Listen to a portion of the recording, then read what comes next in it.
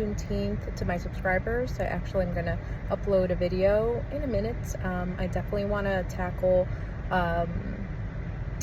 why minorities voted for Trump, especially since I feel like a lot of people have been probably not surprised, given the fact that I would say that the Black community and many communities are well aware of the colorism and racism that exists within our very own communities.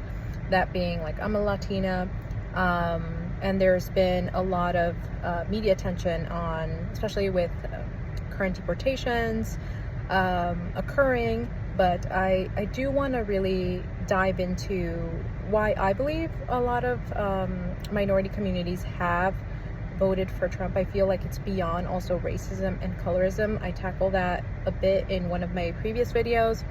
I spoke about how misogyny is really something that is present, but yeah, I'll do that in a minute. So yeah, stay tuned and happy Juneteenth once again. And I hope that more communities, I was actually thinking to myself, oh, I should probably start speaking in Spanish as well, because I feel like a lot of Spanish speakers out there, I'm sure that they are well aware. They're, and some, without a doubt, are on the same page, and some still need that information. I feel like a lot of communities of color, especially immigrant communities, are lacking the knowledge, because let's be real, like, a lot of our communities came here, and they came here for a better life, and they want to assimilate, and they don't want, I find, to really go against the grain. I find that one thing that the Black community has been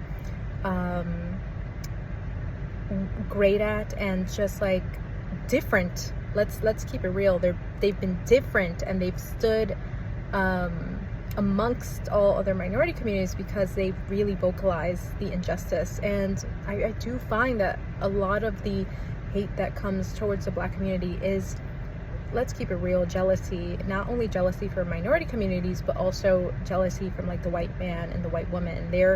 They see that they have and they're getting a hold of power. They know that what they deserve. They know their worth, and they've been vocalizing that since the get-go, and they have not, stood down. And I feel like when you're rattling something, when you're making people uncomfortable, naturally there's a reaction. And that's something that the Black community has, and it has inspired also other minority communities. And hopefully with what is happening, people will wake up, hopefully, because unfortunately what I see a lot is that people go through tough and difficult times, and we see that currently in Israel, like although Palestine, let's keep it real, free Palestine, but with those that claim they are Israeli, right? They've been through the Holocaust. They've been through their own set of persecution, and the simple fact that they didn't learn from that, it's really saddening. Because as humans and as people, we should learn, we should grow, we should be able to take the hardships that we have undergone and use them as a way to now be better and do better. So yeah, that's my 2 cents. But happy Juneteenth, everyone.